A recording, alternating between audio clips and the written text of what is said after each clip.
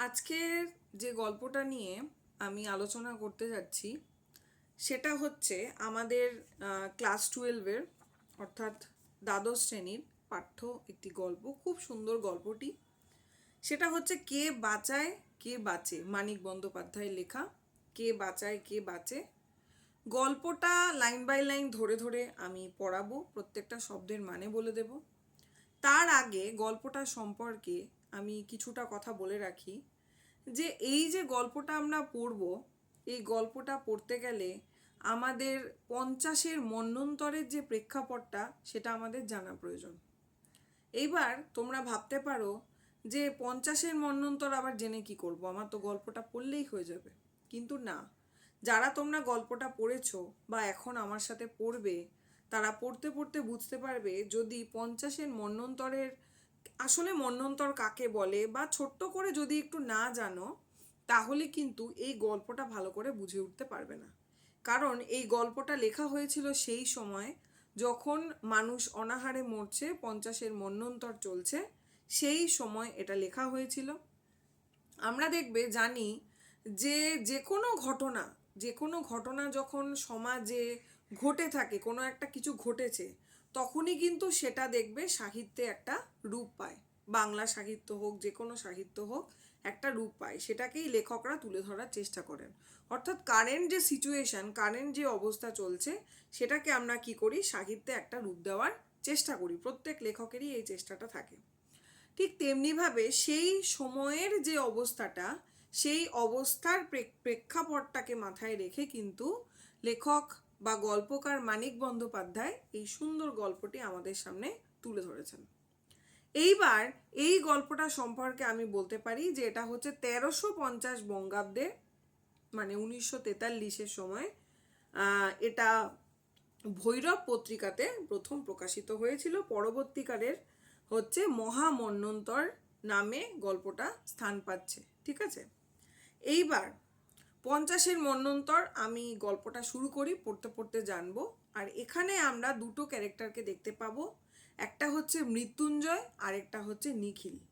এখানে অনেক দিকগুলো জানার রয়েছে। মৃত্যুঞ্জয় কিরকম ধরনের মানুষ, নিখিল কিরকম ধরনের মানুষ, হঠাৎ করে কি হলো। মানে প্রথমে যদি আমরা গল্পতে দেখি, তাহলে আমরা দেখব একজন অনাহারে মারা যাওয়া কোনো লোককে দেখে হঠাৎ করে মৃত্যুঞ্জয়ের যে একটা ভাবনা যে এটা কি হলো, অর্থাৎ সে তো এরকম দেখেনি। সে যখন প্রথম দেখে, দেখার পরে তার মনের ভাবটা কি দাঁড়ায় এবং তারপরে ঘটনাটা কিভাবে এগোয়, সেটা আমরা এই গল্পে দেখতে পাবো। নিখিল চরিত্রটাকে আমরা অনেকটা পজিটিভ দেখব, বা নিখিল চরিত্রটাকে অনেকটা বাস্তববাদী চরিত্র হিসাবেও কিন্তু আমরা বলতে পারি। সে মৃত্যুঞ্জয়ের অবস্থা দেখে, সে মৃত্যুঞ্জয়ের অফিস কলিগ বলতে পারি, তাই তো? অফিসে যেরকম আমাদের কলিগ থাকে, সেরকম অফিস কলিগ বন্ধু হচ্ছে নিখিল। এবং নিখিলের মধ্য থেকেও কিন্তু আমরা একটা নতুন দিক খুঁজে পাবো এই গল্পের।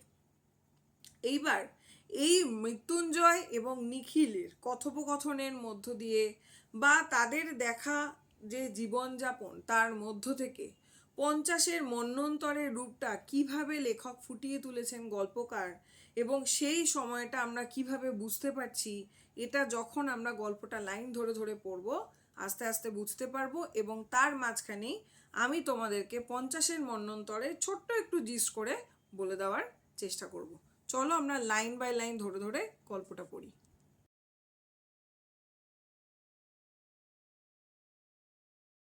আচ্ছা, তাহলে এই যে আমাদের একদম প্রথম গল্প, কে বাঁচায় কে বাঁচে, মানিক বন্দ্যোপাধ্যায়ের এই গল্পটা আমরা আজকে পড়তে চলেছি। তোমাদের কাছে বই আছে, না থাকলেও কোনো অসুবিধা নেই, আমি পিপিটি প্রেজেন্ট করে দেখিয়েই দিচ্ছি তোমাদের। দেখো কি বলছে গল্পটা, আমরা খুব মনোযোগ দিয়ে কিন্তু গল্পটা পড়তে হবে। বলছে, সেদিন আপিস যাওয়ার পথে মৃত্যুঞ্জয় প্রথম মৃত্যু দেখল, অনাহারে মৃত্যু। এতদিন শুধু শুনে আর পড়ে এসেছিল ফুটপাতের মৃত্যুর কথা, আজ চোখে পড়ল প্রথম।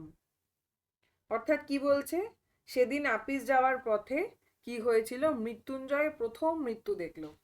কি মৃত্যু দেখলো? অনাহারে মৃত্যু। প্রশ্ন আসতে পারে কি ধরনের মৃত্যু দেখেছিল? মৃত্যুঞ্জয় অনাহারে মৃত্যু। এইবার তোমাদের প্রশ্ন হতে পারে যে অনাহারে মৃত্যু তো অনেক ঘটে, এ আবার প্রথম দেখার কি আছে? কিন্তু হ্যাঁ, এই গল্পটা পড়তে পড়তে আমরা দেখব সত্যি মৃত্যুঞ্জয় কিন্তু প্রথমেই এরকম অনাহারে মৃত্যু দেখেছিল। এতদিন শুধু শুনে আর পড়ে এসেছিল ফুটপাতের মৃত্যুর কথা, আজ চোখে পড়লো প্রথম।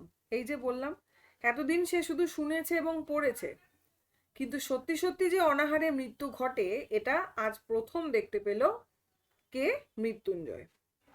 ফুটপাতে হাঁটা তার বেশি প্রয়োজন হয় না, নইলে দর্শনটা অনেক আগেই ঘটে যেত, সন্দেহ নেই। তার মানে এর উত্তর আমরা পেয়ে গেলাম যে কেন সে প্রথম এই মৃত্যু দেখলো। কারণ ফুটপাতে তার হাঁটা হয় না, হাঁটার বিশেষ প্রয়োজন পড়ে না, নইলে দর্শনটা অনেক আগেই ঘটে যেত। কোন দর্শন ঘটে যেত? এই যে অনাহারে মৃত্যু যে হয়, এই দর্শনটা তার অনেক আগেই ঘটে যেত। বাড়ি থেকে বেরিয়ে দুপা হেঁটেই সে ট্রামে ওঠে, নামে গিয়ে প্রায় অফিসেরই দরজায়। তার মানে কি? কেন?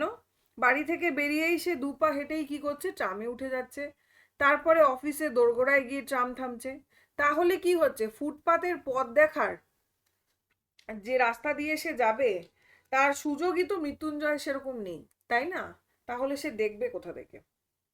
বাড়িটাও তার শহরের এমন এক নিরিবিলি অঞ্চলে যে সে পাড়ায় ফুটপাতও বেশি নেই, লোকে মরতেও যায় না বেশি। চাকরও ছোট ভাই তার কি করে? বাজার ও কেনাকাটা করে। তাহলে আমরা বুঝতে পারলাম, তাহলে এক তো বুঝলাম যে সে বাড়ি থেকে দুপা বেরিয়েই ট্রামে ওঠে এবং ট্রামে উঠেই টুক করে সে কি হয়? অফিসের দরজার সামনেই নেমে যায়, তাই সে দেখে না। এছাড়া কি?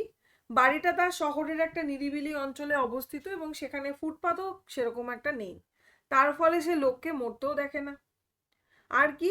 তার যে বাড়ির চাকর রয়েছে এবং ছোট ভাই কি করে? তার বাড়ির বাজার কেনাকাটা এগুলো তারাই করে দেয়। বোঝা গেল? কয়েক মিনিটে মৃত্যুঞ্জয়ের সুস্থ শরীরটা অসুস্থ হয়ে গেল। মনে আঘাত পেলে মৃত্যুঞ্জয়ের শরীরে তার প্রতিক্রিয়া হয়, মানসিক বেদনাবোধের সঙ্গে চলতে থাকে শারীরিক কষ্টবোধ। কি বলছে? কয়েক মিনিটে মৃত্যুঞ্জয়ের সুস্থ শরীর অসুস্থ হয়ে গেল। তার তো শরীর সুস্থ ছিল, কিন্তু সে যখন এরকম একটা দৃশ্য দেখলো তার চোখের সামনেই প্রথম যে অনাহারে কোনো মানুষ মারা গেল, সেটা দেখে সে অসুস্থ হয়ে গেল। মনে আঘাত পেলে মৃত্যুঞ্জয়ের শরীরে তার প্রতিক্রিয়া হয়, মানসিক বেদনাবোধের সঙ্গে চলতে থাকে শারীরিক কষ্টবোধ। এটা অনেকেরই ঘটে। কিরকম? আমাদের যদি কোনো প্রিয়জন, কোনো খুব কাছের কোনো মানুষের যদি কিছু হয়, মৃত্যু হয় বা খারাপ কিছু হয়, সেই যে আঘাত, সেই যে বেদনা, সেই যে কষ্ট আমরা পাই, এই যে মানসিক কষ্ট আমাদের যন্ত্রণা হতে থাকে, এই যন্ত্রণা কি কোথাও শারীরিক নয়? শরীরেও তো কষ্ট হয় আমাদের, তাই না? ঠিক তেমনিভাবে মৃত্যুঞ্জয়ও কিন্তু এটা শুধুমাত্র তার মানসিক বেদনাবোধ বা মানসিক কষ্ট নয়, তার সঙ্গে সঙ্গে তার একটা শরীরের মধ্যেও কষ্ট অনুভব হতে শুরু করলো। আপিসে পৌঁছে নিজের ছোট কুঠুরিতে ঢুকে সে যখন ধপ করে চেয়ারে বসে পড়লো, তখন তো রীতিমতো হয়ে গেছে সে কাবু। অর্থাৎ কি? কাবু মানে কি? সে এই যে মানে সে হাঁপিয়ে গেছে, সে অস্থির হয়ে গেছে। শারীরিকভাবে তার হওয়ার কথা নয়, কিন্তু এই যে তার মানসিক ক্ষত, এই যে তার মানসিক কষ্ট, এই মৃত্যু দৃশ্য দেখার ফলে তার মনের মধ্যে যে যন্ত্রণা, যে ছটফট করছে সে, তার ফলে সে রীতিমতো কাবু হয়ে পড়েছে, সে আর উঠতে পারছে না। তাই কি করছে? অফিসে গিয়ে চেয়ারে গিয়ে ধপ করে বসে পড়া। ধপ করে আমরা কখন বসে পড়ি? যখন আমরা প্রচণ্ড পরিমাণে এক্সস্ট হয়ে যাই, সারা দিনের কষ্ট, সারা দিনের ক্লান্তি, মানসিক কষ্ট, শারীরিক কষ্ট সবটা যখন আমরা নিতে পারি না, তখন আমরা চেয়ারে বলি না ধপ করে বসে পড়ি। ঠিক তেমনি ভাবে মৃত্যুঞ্জয় কিন্তু তার কুঠুরিতে মানে তার চেম্বারে গিয়েই সে ধপ করে বসে পড়লো। একটু বসেই তাই উঠে গেল কল ঘরে। কল ঘরে বলতে আমরা ওয়াশরুম বলতে পারি। একটু বসে থেকেই সে কি করলো? ওয়াশরুম বা কল ঘরে গেল। দরজা বন্ধ করে বাড়ি থেকে পেট ভরে যত কিছু খেয়ে এসেছিল, ভাজা, ডাল, তরকারি, মাছ, দই আর ভাত, প্রায় সব বমি করে উগড়ে দিল। অর্থাৎ এই যে তার মানসিক কষ্ট হচ্ছিল, তার সাথে সাথে তার শারীরিক কষ্টও তো হচ্ছিল। এবং শরীরের মধ্যে যখন আমাদের কষ্ট হয়, যখন আমাদের চাপ পড়ে, আমাদের বমি হয় কেন? ঠিক সেই সময় কি হয়? আমাদের বমি হয়ে বেরিয়ে আসে। ঠিক তেমনিভাবে এখানে আমরা কি দেখতে পাচ্ছি, যে সে এই যন্ত্রণা সহ্য করতে না পেরে এক তো চেয়ারে ধপ করে বসে পড়লো, একটু পরেই সে কলঘরে গেল এবং বাড়ি থেকে যা যা খেয়ে এসেছিল, সে কি কি খেয়ে এসেছিল, ভাজা, ডাল, তরকারি, মাছ, দই, ভাত, যা যা খেয়েছিল সমস্ত কিছু কিন্তু সে বমি করে উগড়ে দিল। পাশের কুঠুরি থেকে নিখিল যখন খবর নিতে এলো, কলঘর থেকে ফিরে মৃত্যুঞ্জয় কাচের গ্লাসে জল পান করছে। অর্থাৎ পাশের যে চেম্বারটাতে রয়েছে নিখিল, সেখান থেকে সে যখন খবর নিতে এলো যে কি হয়েছে, তখন সেই কলঘর থেকে ফিরে মৃত্যুঞ্জয় কি করছে? কাচের গ্লাসে জল পান করছে, ঠিক আছে? এবং গ্লাসটা খালি করে নামিয়ে রেখে সে শূন্য দৃষ্টিতে দেওয়ালের দিকে তাকিয়ে রইল। অর্থাৎ কোনো প্রিয়জনকে, খুব কাছের জনকে যখন আমরা হারিয়ে ফেলি, যে মানসিক শারীরিক বেদনা বোধ করি, মৃত্যুঞ্জয়ের কিন্তু আজ সেরকমই কষ্ট হতে শুরু করলো। যখন তার কাছে দিকবিদিক শূন্য মনে হচ্ছে, যখন মনে হচ্ছে সব কিছু সে হারিয়ে ফেলেছে, তখন তো সে শূন্য দৃষ্টিতে, মানে কি, তার চোখের সামনে, হাতের সামনে হাত বাড়িয়ে সে কিছু পাচ্ছে না, মন থেকে সে কিছু পাচ্ছে না। এই রকম অবস্থাতে সে দেয়ালের দিকে তাকিয়ে রইল। এবার এটুকু জায়গা থেকে বেশ কিছু প্রশ্ন আসতে পারে। যেমন ছোট ছোট প্রশ্নের মধ্যে আসতে পারে যে কারা, মানে মৃত্যুঞ্জয়ের বাড়ির বাজার কেনাকাটা এগুলো কারা করে? চাকর ও ছোট ভাই কিন্তু করে, ঠিক আছে? এরপরে হচ্ছে সে কিসে করে, মৃত্যুঞ্জয় কিসে করে অফিসে যায়? এখানে আমরা পাবো ট্রামে করে অফিস যাচ্ছে। তারপরে কি বলছে? বলছে মৃত্যুঞ্জয় কি কি খাবার খেয়ে এসেছিল বাড়ি থেকে, সেটা একটা প্রশ্ন হতে পারে। এরপর কি হতে পারে? মৃত্যুঞ্জয় যে মৃত্যু দেখেছিল সেটা কি ধরনের মৃত্যু? সেটা অনাহারী মৃত্যু, ঠিক আছে? তারপরে কি, একটা একটু বড় প্রশ্ন দিতে গেলে এটা হতে পারে যে কেন, মানে মৃত্যুঞ্জয়ের এই অবস্থা কেন হলো? এরকম অনাহারে মৃত্যু তো প্রচুর হয়, কিন্তু মৃত্যুঞ্জয়ের আজ এ অবস্থা কেন? বা এরকম হতে পারে যে অনাহারে মৃত্যুর ফলে যে মৃত্যুটা মৃত্যুঞ্জয় দেখলো, সেটা সে প্রথমবার দেখলো কেন? এই সমস্ত কিছুর উত্তর কিন্তু আমরা এতটুকুর মধ্যে পেয়ে যাব। তারপরে চলে আসি পরের জায়গাতে। আচ্ছা, নেক্সট বলা হচ্ছে আপিসে সে আর নিখিল প্রায় সমপদস্থ। অর্থাৎ সমান পদেই তারা দুজনে রয়েছে। কে কে? মৃত্যুঞ্জয় আর নিখিল। মাইনে দুজনের সমান। একটা বাড়তি দায়িত্বের জন্য মৃত্যুঞ্জয় 50 টাকা বেশি পায়। তাহলে বুঝলাম, একটা তার বাড়তি কাজ রয়েছে বা দায়িত্ব রয়েছে অফিসে, তার জন্য মৃত্যুঞ্জয় 50 টাকা বেশি পায়। নিখিল কেমন? নিখিল রোগা, তীক্ষ্ণ বুদ্ধি এবং একটু আলসে প্রকৃতির লোক। এখানে কিন্তু আমরা নিখিলের মানে ক্যারেক্টারটা বুঝতে পারবো, বা তার শারীরিক গঠন কেমন, এখানে তার বিবরণ পাচ্ছি। নিখিল রোগা, তীক্ষ্ণ বুদ্ধি এবং একটু আলসে প্রকৃতির লোক।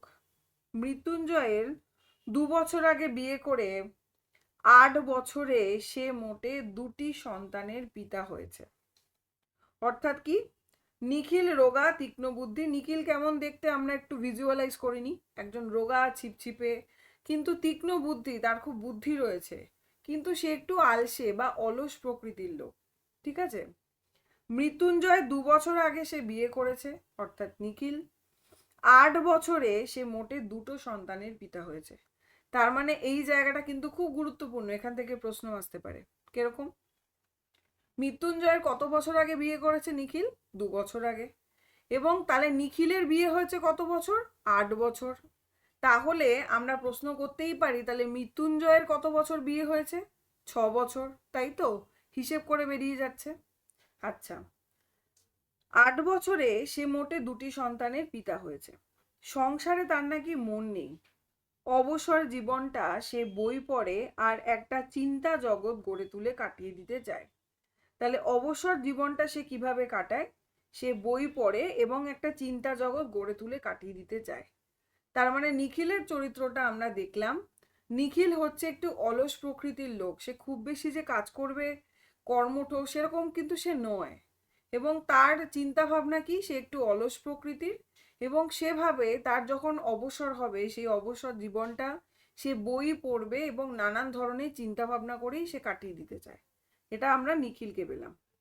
অন্য সকলের মতো মৃত্যুঞ্জয়কেও সে খুব পছন্দ করে, বাকিরা যেরকম মৃত্যুঞ্জয়কে পছন্দ করে নিখিলও কিন্তু মৃত্যুঞ্জয়কে পছন্দ করে। হয়তো মৃদু একটু অবজ্ঞার সঙ্গে ভালোবাসে। মৃত্যুঞ্জয় শুধু নিরীহ শান্ত দরদি ভালো মানুষ বলে নয়, সৎ ও সরল বলেও নয়, মানব সভ্যতার সবচেয়ে প্রাচীন ও সবচেয়ে পচা ঐতিহ্য আদর্শবাদের কল্পনা তাপস বলে। এই জায়গাটা কিন্তু দেখতে হবে, এর মানে বুঝতে হবে। কি বলছে?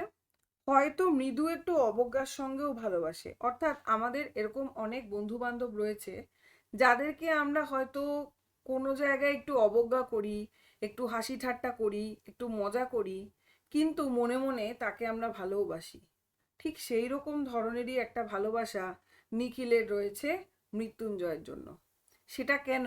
মৃত্যুঞ্জয় কি শুধু নিরীহ শান্ত দরদি ভালো মানুষ বলে কিন্তু নয়, বা সে যে সৎ সরল সেটা বলেও নয়, মানব সভ্যতার সবচেয়ে প্রাচীন ও সবচেয়ে পচা ঐতিহ্য আদর্শবাদের কল্পনা তাপস বলে। খুব গুরুত্বপূর্ণ একটা লাইন। এই লাইনটার মধ্য দিয়ে লেখক কি বলতে চাইছেন?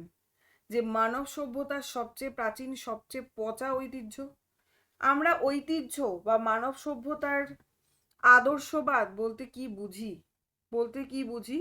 যেমন প্রাচীনকালের কথা যদি আমরা ভাবি, পুরনো সময়ের কথা যদি আমরা ভাবি, তখন মানুষের মধ্যে মানুষের যে একটা সম্পর্ক ছিল, একটা হৃদ্যতার সম্পর্ক ছিল, একটা খুব সুন্দর স্নেহ ভালোবাসার সম্পর্ক ছিল, দূরে থেকেও কাছে থাকার একটা সম্পর্ক ছিল। সেই সময় মানুষের মধ্যে একটা সমতা, সব মানুষ সমান, এই ধরনের অনেকটা ভাবনা ছিল। তারপরে একটা সহমর্মিতা বোধ, সংস্কার বোধ ছিল। যেমন ধরা যাক, আগে এরকম একটা ব্যাপার ছিল যে যে সমস্ত ছোট্ট ছোট্ট ছেলেরা, ছোট্ট ঠিক বলবো না, ক্লাস 7, 8, 9-এ পড়া, সবে মাত্র তারা যৌবনে পদার্পণ করছে, পৌঁছচ্ছে যৌবনের দোরগোড়ায়, এই রকম অবস্থায় তাদের মনে হতো যে আমরা একটু সিগারেট খাই, একটু বিড়ি খাই, কিন্তু তারা কিন্তু এটা মানে পাবলিকলি ওপেনলি বিষয়টা করতে পারতো না। এখন যেটা হয় না, তখন কি হতো, তাদেরকে লুকিয়ে লুকিয়ে করতে হতো, এমনকি কোথাও করলেও কেউ বাবার কোনো বন্ধু, কাকার কোনো বন্ধু, কেউ কোনো পরিচিত লোক দেখছে কিনা, এবং দেখলে যে এটা অন্যায়, এটা যে ভুল, এই অনুভূতিটা কিন্তু সেই সময় মানুষের মধ্যে ছিল, যেই অনুভূতি কিন্তু এখন অনেকটাই খেলো হয়ে গেছে, এখন কিন্তু একেবারেই দেখা যায় না।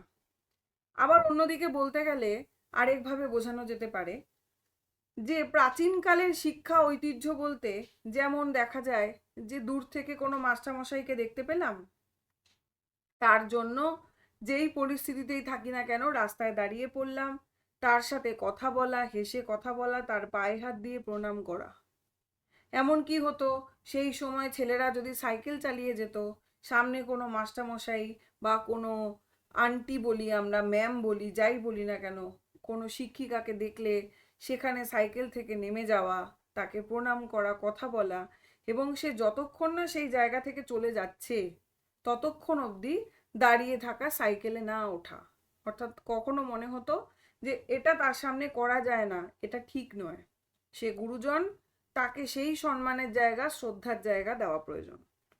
এই যে ধরনের আদর্শবাদ, এই যে একটা আদর্শ মানুষের মনে, এই যে একটা ঐতিহ্য, এটাকে কোথাও কিন্তু মনে মনে নিখিল সম্মান করে, কারণ এই রকম ধরনের মানুষ হচ্ছে মৃত্যুঞ্জয়।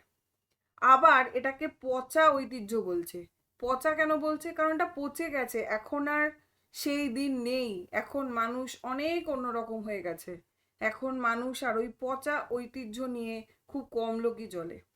কিন্তু মৃত্যুঞ্জয়ের মধ্যে কিন্তু আমরা দেখতে পাচ্ছি সেই পচা ঐতিহ্য বলি বা যাই বলি না কেন, সেই সংস্কার, সেই আদর্শকে নিয়ে কিন্তু সে বেঁচে রয়েছে। এই জন্য কিন্তু মৃত্যুঞ্জয়কে সে কিন্তু ভালোবাসে। আশা করি জায়গাটা আমি বোঝাতে পেরেছি।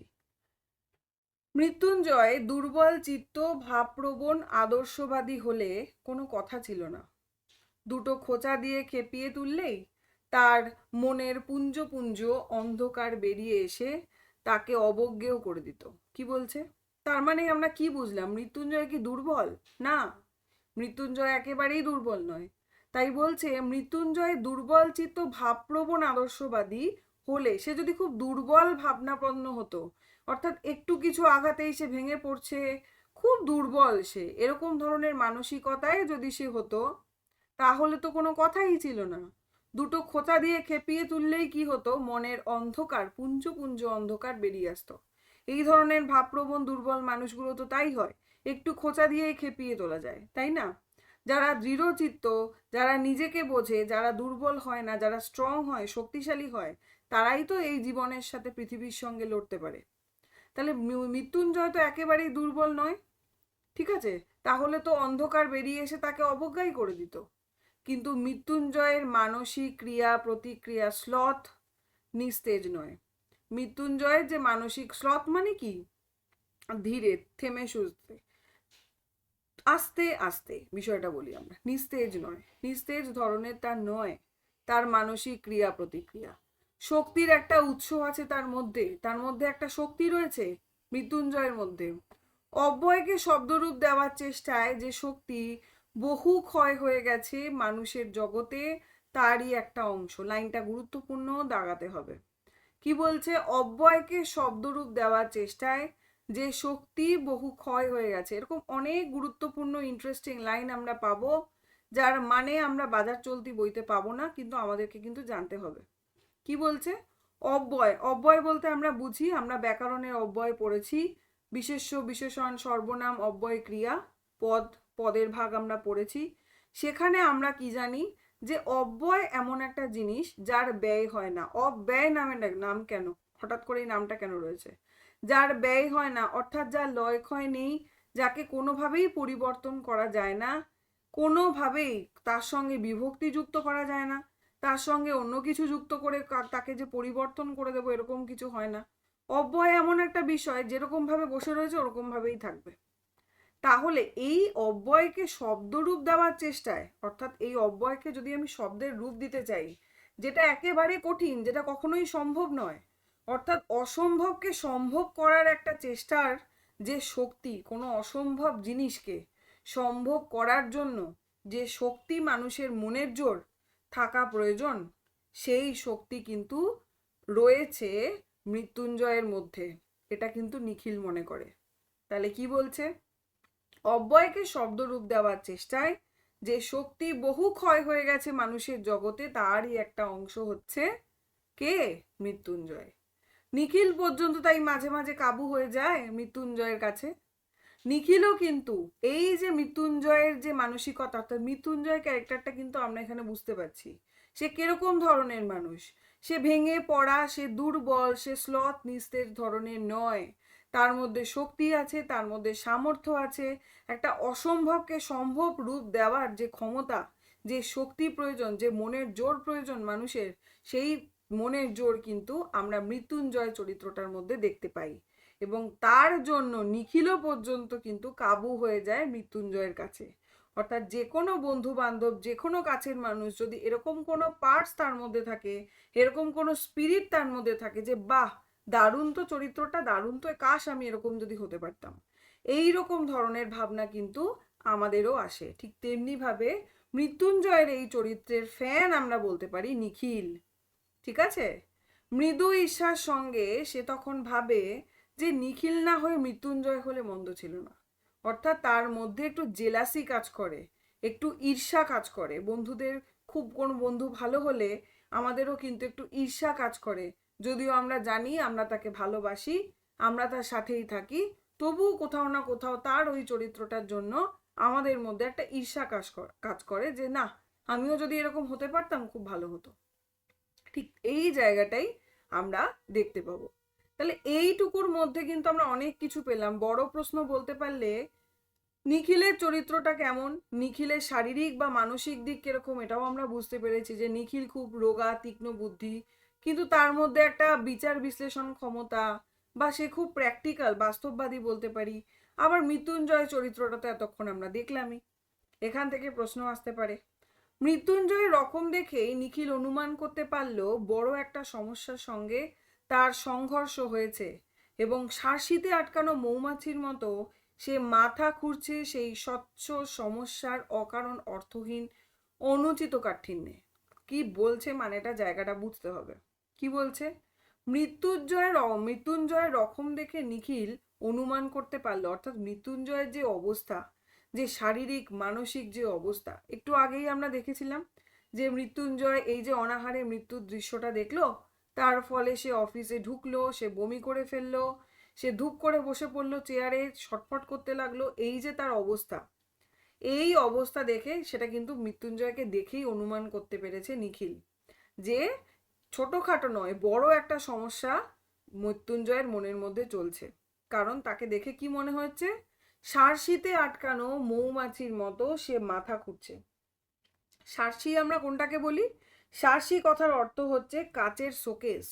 কাচের যে শোকেস, যেগুলো আমরা মিষ্টির দোকানে দেখতে পাই, তোমরা প্রত্যেকে দেখেছো, মিষ্টি আনতে গেছো মিষ্টির দোকানে, কাচের শোকেসের মধ্যে মিষ্টিগুলো সাজানো থাকে, সুন্দর করে রাখা থাকে, যেটা বাইরে থেকে আমরা দেখি ভীষণ লোভ লোভ ভাবে তাকিয়ে থাকি, জিভ দিয়ে জল পড়ে, একদম ওরকম অবস্থা।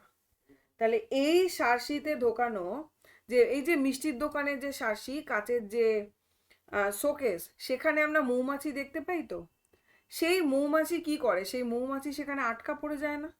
সেই মৌমাছির মতো সে কি করছে, মাথা খুঁড়ছে। কখনো ভালো করে দেখলে আমরা দেখতে পাবো যে ওইখানে মৌমাছি আটকে থাকে এবং সে বেরোনোর চেষ্টা করে মাথা করে, এদিক দিয়ে কোনো শার্শির এদিকে যাচ্ছে ওদিকে যাচ্ছে, ছটফট করছে, বেরোনোর চেষ্টা করছে, কিন্তু সে কোনোভাবেই বেরোতে পারছে না।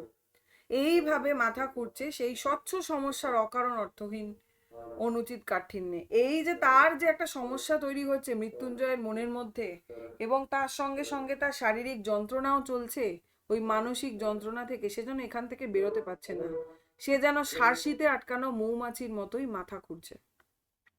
কি হলো হে তোমার? নিখিল সন্তর্পণে প্রশ্ন করলো। ঠিক আছে, মরে গেল? না খেয়ে মরে গেল? আনমনে অর্ধ ভাষণে যেন আর্তনাদ করে উঠল মৃত্যুঞ্জয়। মানে মরে গেল না, লোকটা মরে গেল, এইভাবে আর্তনাদ করে উঠল। আরো কয়েকটা প্রশ্ন করে নিখিলের মনে হলো মৃত্যুঞ্জয়ের ভিতরটা সে পরিষ্কার দেখতে পাচ্ছে। ফুটপাতে অনাহারে মৃত্যুর মতো সাধারণ সহজবোধ্য ব্যাপারটা সে ধারণা করতে পারছে না। অর্থাৎ মৃত্যুঞ্জয়কে যখন নিখিল নানান ধরনের প্রশ্ন করলো, তখন নিখিল বুঝতে পারলো যে মৃত্যুঞ্জয়ের মনের ভেতরটায় কি হচ্ছে। খুব সাধারণ একটা ঘটনা, ফুটপাতে অনাহারে মরে যাওয়া, এটা কোনো আলাদা কোনো ঘটনা নয়, সব সময় ঘটে, কিন্তু এটাকে সে সাধারণভাবে নিতে পারছে না। সেটা আশ্চর্য নয়। খুব গুরুত্বপূর্ণ লাইন, কোনটা আশ্চর্য নয়, কেন আশ্চর্য নয়? সে একসঙ্গে পাহাড় প্রমাণ মাল মশলা ঢোকাবার চেষ্টা করছে তার ক্ষুদ্র ধারণা শক্তির থলিটিতে। ফুটপাতের ওই বিভৎসতা ক্ষুধা অথবা মৃত্যুর রূপ। অর্থাৎ কি, যখন আমরা কি করি, পাহাড় প্রমাণ, যখন আমাদের মনে নানান ধরনের চিন্তা, নানান ধরনের কিছুতে ভারাক্রান্ত হয়ে পড়ি, 1000-100 সমস্যা মাথার মধ্যে ভাবতে থাকি, তখন আমাদের যে পরিস্থিতি ঘটে, আজকে মৃত্যুঞ্জয় সেই অবস্থা। তাই সে একসঙ্গে পাহাড় প্রমাণ, পাহাড়ের সমান মাল মশলা, নানান ধরনের চিন্তা ভাবনা ঢোকানোর চেষ্টা করছে কিসে? তার ক্ষুদ্র ধারণা শক্তির থলিটিতে, অর্থাৎ তার মাথায়। ফুটপাতের ওই বিভৎসতা ক্ষুধা অথবা মৃত্যুর রূপ, সেই যে ফুটপাতে দেখে এসেছে সেই রূপ। না খেয়ে মরা, কি ও কেমন, কত কষ্ট হয় না খেয়ে মরতে, কিরকম কষ্ট? ক্ষুধার যাতনা বেশি না মৃত্যু যন্ত্রণা বেশি ভয়ঙ্কর? নানান ধরনের প্রশ্ন মৃত্যুঞ্জয়ের মাথায় যেন চলছে। যে একজন মানুষ না খেয়ে মরে গেল না, আমি নিজের চোখের সামনে দেখলাম, কতটা ভয়ঙ্কর হতে পারে সেই মৃত্যু, কিভাবে কত ভাবে হতে পারে, কিরকম কষ্ট হতে পারে, ক্ষুধার যন্ত্রণা ঠিক কেমন, এরকম নানান প্রশ্ন মৃত্যুঞ্জয়ের চলছে। অথচ নিখিল প্রশ্ন করলে সে জবাব দিল অন্য কথা। ভাবছি আমি বেঁচে থাকতে যে লোকটা না খেয়ে মরে গেল, এই অপরাধের প্রায়শ্চিত্ত কি? জেনে শুনেও এত কাল 4 বেলা করে খেয়েছি পেট ভরে, যথেষ্ট রিলিফ ওয়াক হচ্ছে না লোকের অভাবে। আর ওইদিকে ভেবে পাইনে কি করে সময় কাটাবে। ধিক শত ধিক আমাকে, কি বলছে? অর্থাৎ ভাবছি যে লোকটা না খেতে পেয়ে মরে গেল না, এর প্রায়শ্চিত্ত কি হতে পারে? এটা একটা অপরাধ, এটা যেন আমাদের অপরাধ, কোথাও আমার অপরাধ। এর প্রায়শ্চিত্ত কি হতে পারে? জেনে শুনে এতকাল 4 বেলা করে খেয়েছি পেট ভরে, অর্থাৎ সমস্ত জেনে শুনে 4 বেলা করে মানে গান্ডে পিণ্ডে খেয়ে গেছি, পেট ভরে খেয়ে গেছি, যথেষ্ট রিলিফ ওয়ার্ক হচ্ছে না। রিলিফ ওয়ার্ক মানে এই বন্যা ত্রাণ বা অনাহারে থাকা এই সমস্ত দরিদ্রবাসী মানুষের জন্য যারা কাজ করে, সেই রিলিফ ওয়ার্কের কাজ। সেখানে লোকের অভাব, লোকের অভাবের জন্য সেই রিলিফ ফান্ড ঠিক করে পৌঁছচ্ছে না। অথচ আমরা ভেবে পাইনি বা আরো ভেবে পাইনি কি কি করে সময় কাটবে। ধিক শত দিচ্ছি, ছি ছি ছি, ভাবা যায় কত বড় নির্লজ্জ আমরা। মৃত্যুঞ্জয়ের চোখ ছলছল করছে দেখে নিখিল চুপ করে থাকে। দরদের চেয়ে ছোঁয়াচে কিছু নেই এ জগতে। খুব গুরুত্বপূর্ণ লাইনটা। দরদ অর্থাৎ মানুষের বেদনা, সহানুভূতি, দরদ এমন একটা জিনিস, এর থেকে ছোঁয়াচে কিছু নেই। কোনো মানুষকে যদি আমরা কষ্টে দেখি, কোনো মানুষকে যদি আমরা কাঁদতে দেখি, দুঃখে দেখি, তখন কিন্তু আমাদের মনও ভারাক্রান্ত হয়, আমরাও কাঁদতে শুরু করি, আমাদের মনও ছটফট করে, আমরাও কিন্তু কষ্টে ভুগি। তাই কি বলছে, দরদের চেয়ে ছোঁয়াচে কিন্তু আর কিছুই নেই জগতে। নিখিলের মনটাও খারাপ হয়ে যায় স্বাভাবিকভাবেই। দেশের সমস্ত দরদ পুঞ্জীভূত করে ঢাললেও এ আগুন নিভবে না ক্ষুধার। যতই দরদ দেওয়া হোক না কেন, দেশের সমস্ত দরদ যদি তাদেরকে ঢেলে দেওয়া হয়, তবু এই ক্ষুধার আগুন নিভবে না। অন্নের বদলে বরং সমিধে পরিণত হয়ে যাবে। সমিধে কথার অর্থ কিন্তু যজ্ঞের কাঠ। অর্থাৎ তাদের কাছে সেই আগুন তো নিভবেই না, অন্নের বদলে, খাওয়ার বদলে সে যজ্ঞের কাঠে পরিণত হবে। ভিক্ষা দেওয়ার মতো অস্বাভাবিক পাপ যদি আজও পূর্ণ হয়ে থাকে, জীবন ধারণের অন্নে মানুষের দাবি জন্মাবে কিভাবে? ভিক্ষা দেওয়াকে একদিক থেকে পাপ বলে মনে করা হচ্ছে। কেন মনে করা হচ্ছে? কারণ ভিক্ষা দেওয়া মানে একজনকে অবাঞ্ছিত বা আমরা বলতে পারি অথর্ব করে রেখে দেওয়া। পৃথিবীতে সে এসছে, তার যে জীবের কিছু কাজ রয়েছে, তার নিজের পেট চালানো, তার আপনজনদের চালানোর মতন তার যে নিজের ক্ষমতা করাটা দরকার, সেই ক্ষমতা আমরা করে উঠতে দিই না ভিক্ষা দিয়ে। এটা একভাবে আমরা কিন্তু ভাবতে পারি। অর্থাৎ ভিক্ষা দেওয়া হচ্ছে এক ধরনের পাপ। কোনো মানুষকে আমি দাসত্বতে রাখছি। আরেকভাবে ভাবতে গেলে বলতে পারি, ভিক্ষা দেওয়া মানে আমি তার থেকে ঊর্ধ্বে, সেই ভিখারির থেকে অনেক ঊর্ধ্বে। অর্থাৎ তারা অনেক নিচে, তাদের প্রতি আমার একটা দরদ, তাদের প্রতি আমার কোথাও একটা ধিক্কার। যাই কাজ করুক না কেন, তার ফলে আমরা তাকে কি করছি, দুটো পয়সা তুলে দিচ্ছি হাতে, অর্থাৎ ভিক্ষা দিচ্ছি। কোথাও আমাদের থেকে তাদেরকে আমরা নিচু বলে মনে করছি। এই ভাবনা থেকে বলছে এটাও তো অস্বাভাবিক একটা পাপ, আজও পূর্ণ হয়ে থাকে। জীবন ধারণের অন্নে মানুষের দাবি জন্মাবে কিসে? রূঢ় বাস্তব নিয়মকে উল্টে মধুর আধ্যাত্মিক নীতি করা যায়, কিন্তু সেটা হয় অনিয়ম। চিতার আগুনে যত কোটি মরাই এ পর্যন্ত পোড়ানো হয়ে থাক, পৃথিবীর সমস্ত জ্যান্ত মানুষগুলো চিতায় তুলে দিলে আগুন তাদেরও পুড়িয়ে ছাই করে দেবে। অর্থাৎ কত ধরনের ভাবনা এখন মৃত্যুঞ্জয়ের মাথায় চলছে, যে যেরকম ভাবে চিতার আগুন, চিতার কাঠে যেরকম মৃত মানুষকে পোড়ানো হয়, ঠিক তেমনি ভাবে যদি জলজ্যান্ত মানুষকেও সেই চিতার আগুনে দিয়ে দেওয়া হয়, তাহলে সেই আগুনের কাঠ তো তাদেরকেও পুড়িয়ে ছাই করে দেবে। অর্থাৎ এর মানে এই ধরনের চিন্তা ভাবনা তখনই মানুষের মনে আসে যখন মানুষ প্রচণ্ডভাবে ভারাক্রান্ত হয়, নানান ধরনের চিন্তা ভাবনায় ব্যতিব্যস্ত হয়। আমরা কিন্তু মৃত্যুঞ্জয়কে এই ভাবনায় বিচলিত দেখতে পাচ্ছি। বিক্ষুব্ধ চিত্তে এইসব কথা ভাবতে ভাবতে নিখিল সংবাদপত্রটি তুলে নিল। চোখ বুলিয়ে যেতে যেতে নজরে পড়ল, ভালোভাবে সদ্গতির ব্যবস্থা করে গোটা 20 মৃতদেহকে স্বর্গে পাঠানো হয়নি বলে এক স্থানে তীক্ষ্ণ ধার হাউতাস করা মন্তব্য করা হয়েছে। অর্থাৎ পেপারে সে দেখতে পেল এরকম একটা ঘটনা ঘটেছে। কদিন পরেই মাইনের তারিখ এলো। নিখিলকে প্রতি মাসে 3 জায়গায় কিছু কিছু টাকা পাঠাতে হয়। নিখিল কি করে, প্রত্যেক মাসে 3 জায়গায় কিছু কিছু টাকা পাঠায়। মানি অর্ডারের ফর্মা নিয়ে কলম ধরে সে ভেবে ঠিক করবার চেষ্টা করছে 3টে সাহায্যই এবার 5টা টাকা করে কমিয়ে দেবে কিনা। অর্থাৎ 3 জায়গায় যে সে সাহায্য করে নিখিল, সে ভাবছে সেই সাহায্যটা 5 টাকা করে কমিয়ে দেবে কিনা। অর্থাৎ তাকেও তো সংসারটা চালাতে হবে, সেটাও সে ভাবছে। অর্থাৎ অনেকটা বাস্তববাদী চিন্তাভাবনা আমরা নিখিলের মধ্যে এখানে দেখতে পাবো। সেই সময় আমরা কি দেখতে পাচ্ছি, যে মৃত্যুঞ্জয় ঘরে এসে বসলো। সেদিনের পর থেকে মৃত্যুঞ্জয়ের মুখ বিষণ্ণ গম্ভীর হয়ে রয়েছে। সেই যে ঘটনার পর থেকে সে খুব বিষণ্ণ এবং গম্ভীর। কে? মৃত্যুঞ্জয়। নিখিলের সঙ্গেও বেশি কথা বলেনি। একটা কাজ করে দিতে হবে ভাই। মৃত্যুঞ্জয় একতারা নোট নিখিলের সামনে রাখলো। নোট রেখে কি বলছে, একটা কাজ করে দিতে হবে ভাই, টাকাটা কোনো রিলিফ ফান্ডে দিয়ে আসতে হবে। আমি কেন? আমি পারবো না। অর্থাৎ নিখিল কি বলছে, আমি কেন? অর্থাৎ আমায় কেন বলছিস, তুই কর। ও মৃত্যুঞ্জয় কি বলছে, না রে আমি পারবো না। নিখিল ধীরে ধীরে টাকাটা গুনলো। সমস্ত মাইনেটা? হ্যাঁ। অর্থাৎ যতটা মাইনে পায় সবটাই সে দিয়ে দেবে। বাড়িতে তোর 9জন লোক, মাইনের টাকায় মাস চলে না, প্রতি মাসে ধার করছিস। অর্থাৎ যা হয়, বন্ধু বন্ধুকে বোঝায়। নিখিল বোঝাচ্ছে যে বাড়িতে তোর 9জন লোক রয়েছে, মাইনের টাকাতেই তোর মাস চলছে না, প্রতি মাসে ধার করছিস, আর তুই কিনা সব টাকা দিয়ে দিবি। তা হোক, আমায় কিছু একটা করতেই হবে ভাই।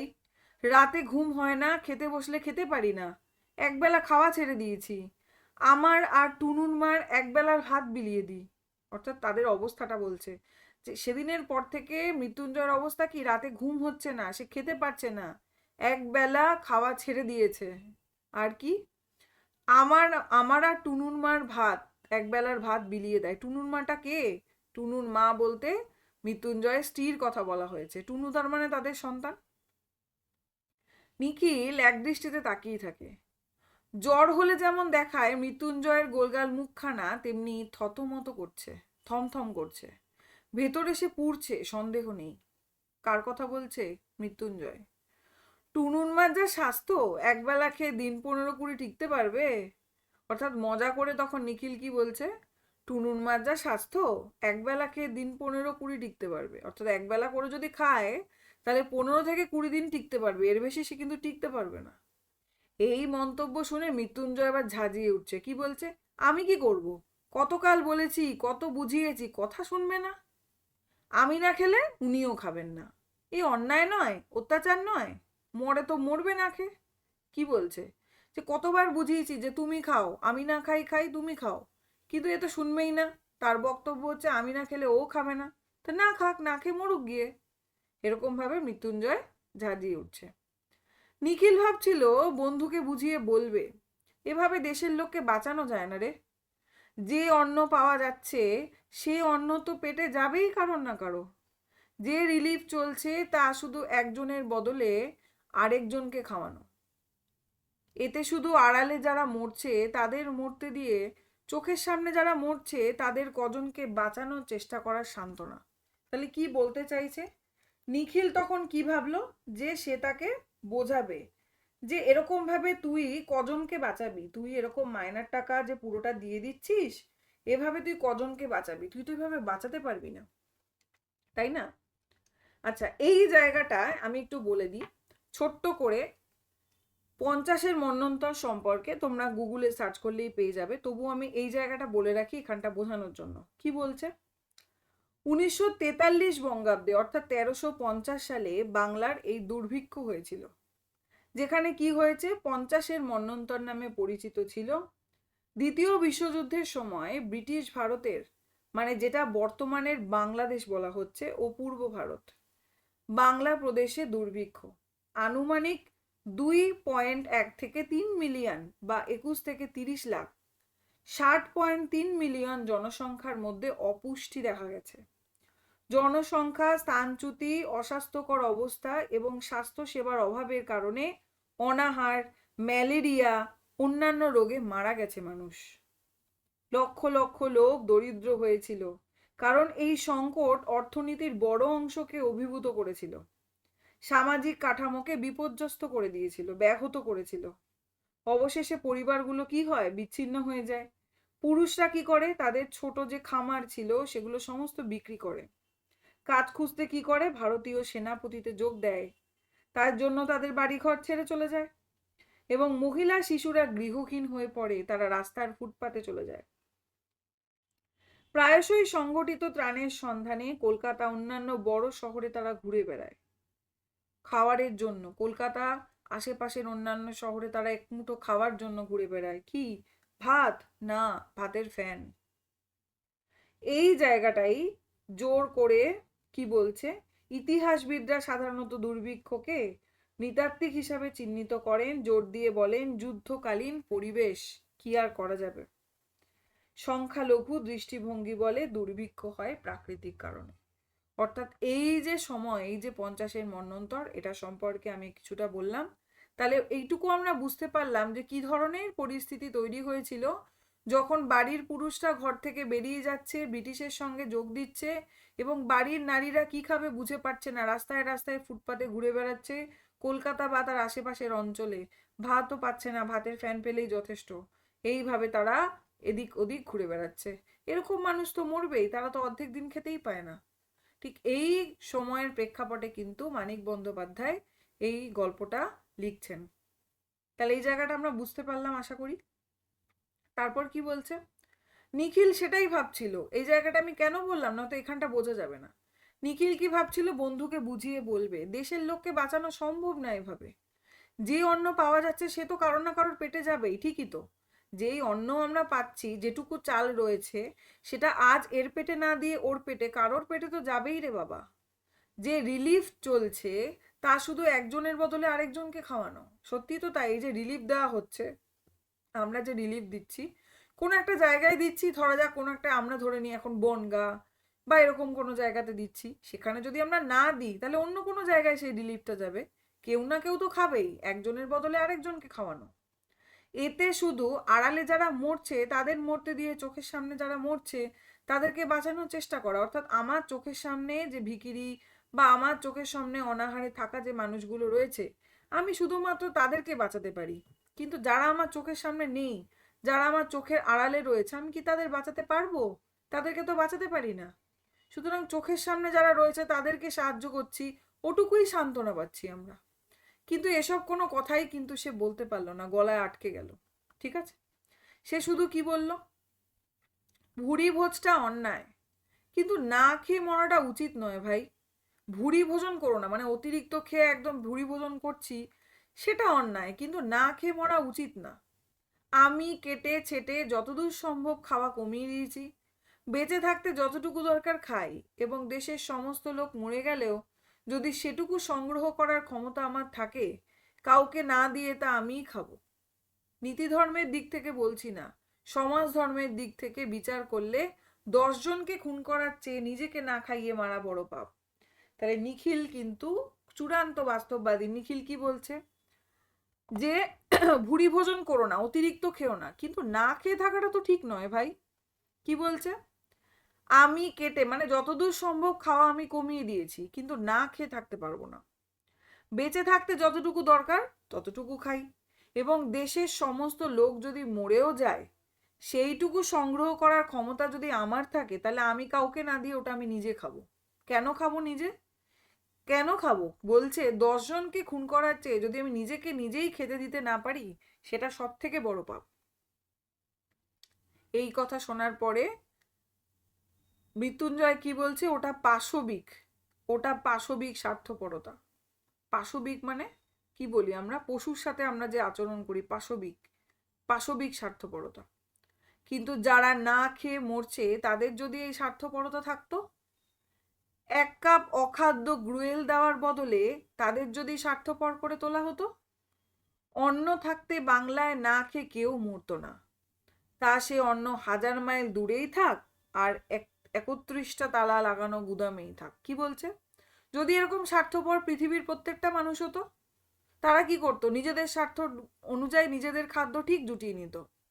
কিন্তু যারা না খেয়ে মরছে, তারা যদি স্বার্থপরতা থাকতো, তাদের মনে যদি এরকম ধরনের স্বার্থপরতা থাকতো, তাহলে আজকে কিন্তু কেউ বাংলায় না খেয়ে মরতো না। সেই খাবার যেখানেই থাকুক না কেন, 1000 মাইল দূরেই থাকুক বা 31টা তালা গুদামেই থাকুক, তারা ঠিক নিজের খাওয়া নিজে করে নিতে পারতো। এই পয়েন্টটা তুলে ধরছে নিখিল। মৃত্যুঞ্জয় কি বলছে, তুই পাগল নিখিল, বদ্ধ পাগল, বলে মৃত্যুঞ্জয় উঠে গেল।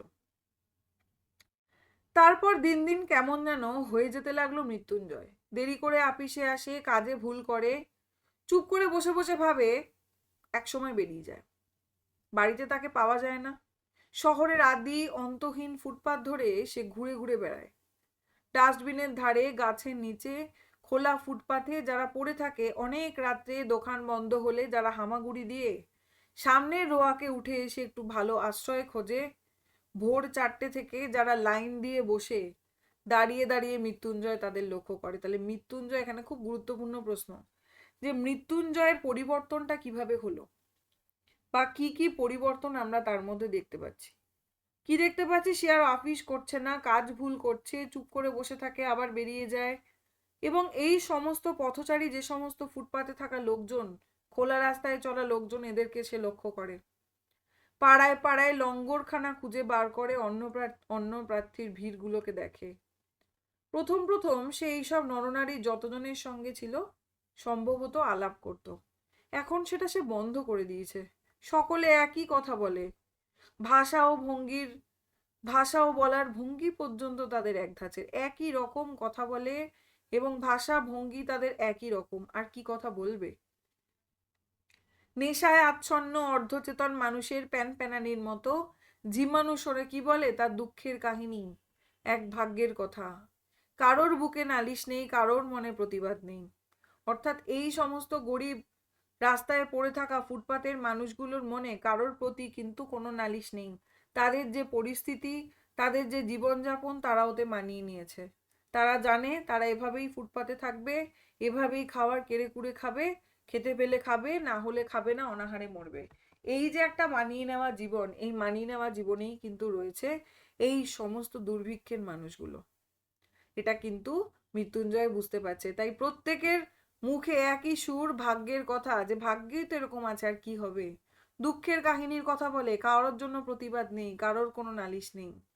কোথা থেকে কিভাবে কেমন করে ওসব ওলট পালট হয়ে গেল তারা জানে না, বোঝেনি, কিন্তু মেনে নিয়েছে। তারা জানে না যে তাদের জীবনটা আজ কেন এরকম বিপর্যস্ত অবস্থা হলো, কিভাবে ঘটলো, তারা জানে না, জানতেও চায় না, তারা মেনে নিয়েছে।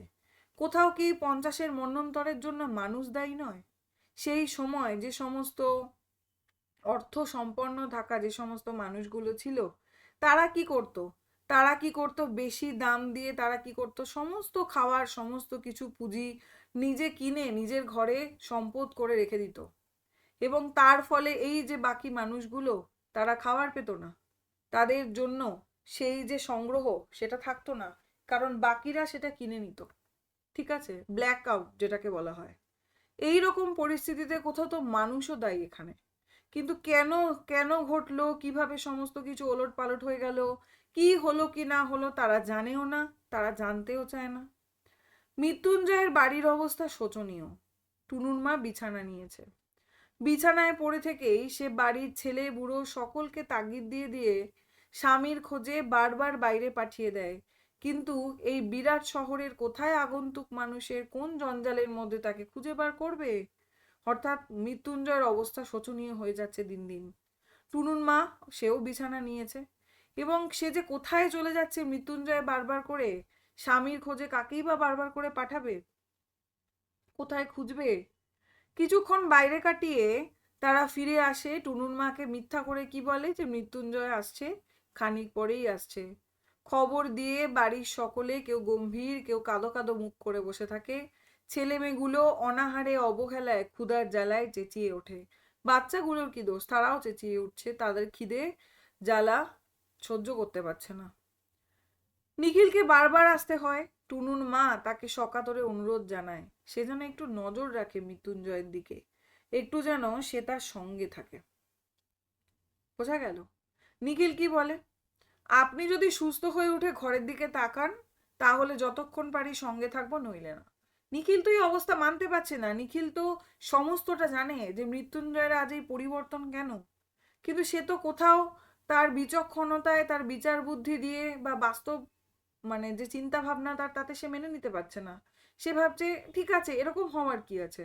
এবং তাই জন্য সে টুনুর মা অর্থাৎ মৃত্যুঞ্জয় স্ত্রীকে কি বলছে, আপনি আগে সুস্থ হয়ে উঠুন, আপনি আগে ঠিকভাবে মানে ঝেড়ে উঠুন এই সমস্ত অশান্তি থেকে, এই সমস্ত চিন্তা ভাবনা থেকে, এবং সুন্দরভাবে সংসার করুন, অবশ্যই আমি থাকবো।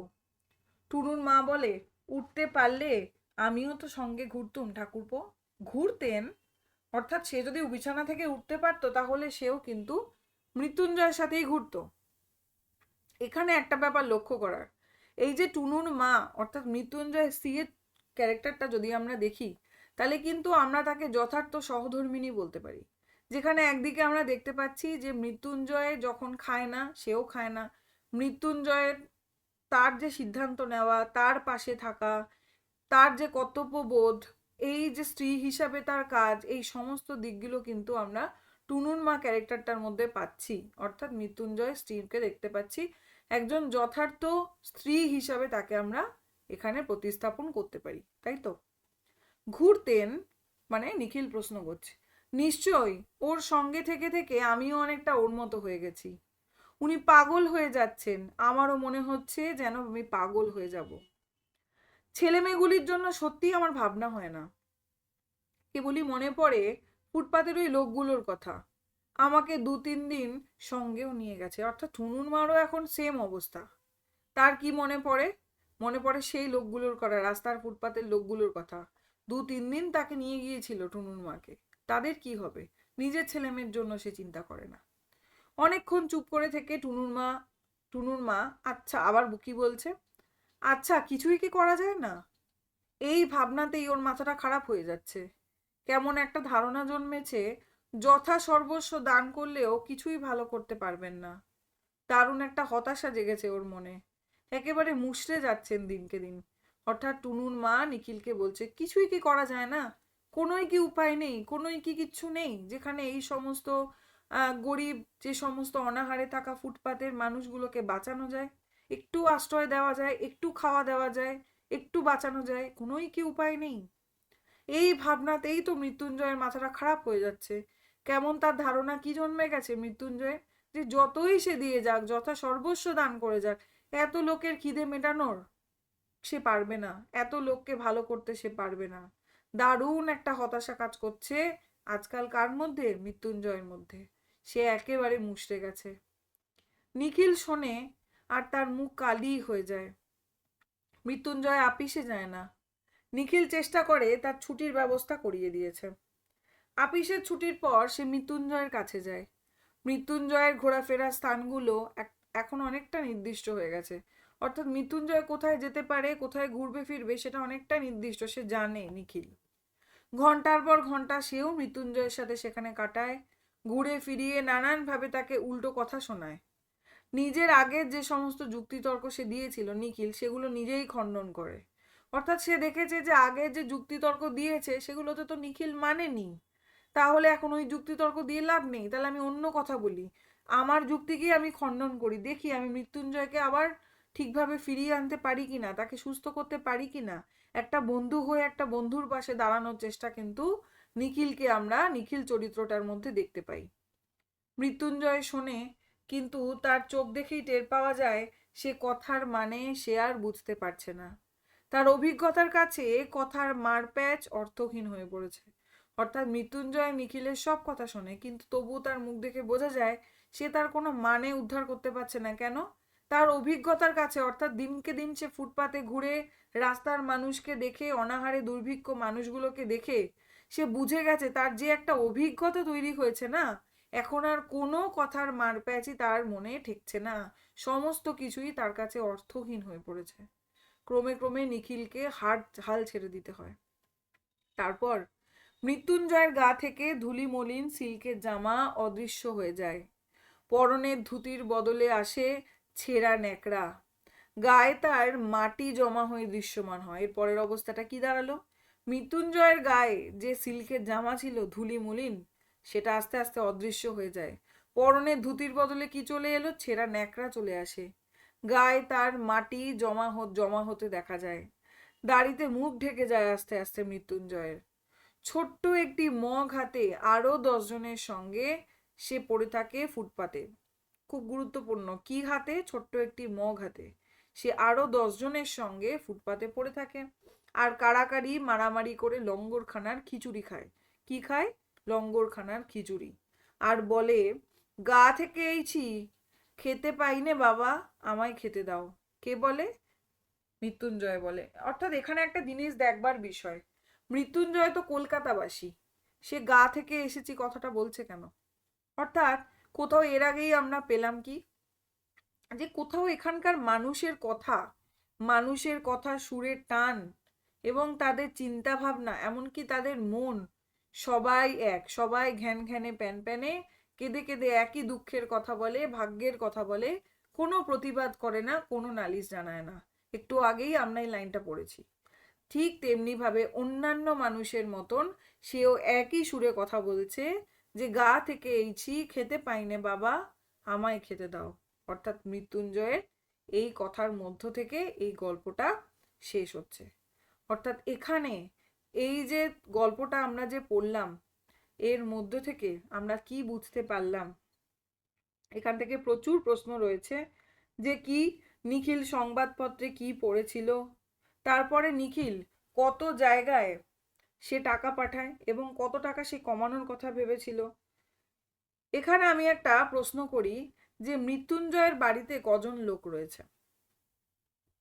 তোমরা যারা দেখছো, যারা গল্পটা পড়েছো বা পড়ছো আমার সাথে সাথে, আমাকে উত্তরটা দাও যে মৃত্যুঞ্জয়ের বাড়িতে কতজন লোক রয়েছে। ঠিক আছে? টুনুর মার যার স্বাস্থ্য একবেলা খেয়ে দিন 15-20 টিকতে পারবে না। কত দিনের কথা বলেছে? দিন 15-20। সার্সি বলতে কি বোঝানো হয়েছে? সার্সি বলতে কাচের যে শোকেস সেটাকে বোঝানো হয়েছে। আচ্ছা, আরেকটা আমি প্রশ্ন জিজ্ঞেস করি যে টুনুর যে মা অর্থাৎ মৃত্যুঞ্জয় তার স্ত্রীকে কতদিন তার সঙ্গে নিয়ে গিয়েছিলেন এই দুর্ভিক্ষ মানুষদেরকে দেখবার জন্য? ঠিক আছে? আচ্ছা, এই হচ্ছে গল্পটা। এবার গল্পটার নামকরণ নিয়ে একটা প্রশ্ন হতে পারে, কে বাঁচায় কে বাঁচে? অর্থাৎ এই গল্পটা পড়ে আমরা কি বুঝলাম? সত্যিই কে কাকে বাঁচায় আর কেই বা বাঁচে? আজ যে মন্বন্তর, আজ যে অবস্থা, সেখানে কে কাকে বাঁচাবে? কেউ কাউকে বাঁচাতে পারে না। সুতরাং কে কাকে বাঁচাবে আর কে বাঁচে? তাই বলেছে কে বাঁচায় কে বাঁচে, তাই না? আজকের অবস্থাটা এটাই। আমরা হয়তো নিজেদের কাছে যে সমস্ত ভিখিরি বা অনাহারে থাকা মানুষগুলোকে হয়তো কয়েকটা সাহায্য করতে পারি, কিন্তু পুরো পৃথিবীকে সাহায্য করে সবাইকে আমরা সেখান থেকে বাঁচিয়ে তুলবো, এই অবস্থা বোধহয় আমাদের একজনের পক্ষে সম্ভব নয়। যেই অবস্থা মৃত্যুঞ্জয় করতে গিয়েছিল এবং যার ফলে তারও সেই অবস্থা দাঁড়ায়, সেই অনাহারে মৃত্যুর পরিস্থিতিতেই সে পৌঁছে যায়। শুধু সেই নয়, তার স্ত্রী, তার বাড়ির লোক, তার ছোট ছোট ছেলে মেয়ে প্রত্যেকেরই একই অবস্থা হয়। তার মানে কি হলো? তাই জন্য এই গল্পের নামকরণটি সত্যিই খুব প্রাসঙ্গিক, যে কে কাকে বাঁচায় আর কেই বা বাঁচে। বাঁচাতেই তো গিয়েছিল মৃত্যুঞ্জয়। সে কি নিজে বাঁচতে পেরেছে নাকি অন্যদেরকে বাঁচাতে পেরেছে? কোনোটাই কিন্তু সে করতে পারেনি। এখানে নিখিল চরিত্রটা গুরুত্বপূর্ণ, এখানে মৃত্যুঞ্জয় চরিত্রটা গুরুত্বপূর্ণ, তার সাথে সাথে মৃত্যুঞ্জয় স্ত্রীর ক্যারেক্টারটা সে কিরকম ছিল এটাও কিন্তু খুবই গুরুত্বপূর্ণ জায়গা। তাহলে এই হচ্ছে গল্পটা। এখান থেকে নানানভাবে প্রশ্ন আসতে পারে এবং সব থেকে বড় কথা হচ্ছে এই যে গল্পটা, এটা ভৈরব পত্রিকায় প্রকাশিত হচ্ছে প্রথম বর্ষের শারদ সংখ্যায়। আর এরপর 1944 খ্রিস্টাব্দের মার্চ মাসে পরিমল গোস্বামী সম্পাদিত মহামন্বন্তর গ্রন্থে কিন্তু গল্পটা জায়গা পাচ্ছে। ঠিক আছে? এই হচ্ছে আলোচনা। এরপর কি কি প্রশ্ন হতে পারে সেই জায়গাটা আমি বলছি।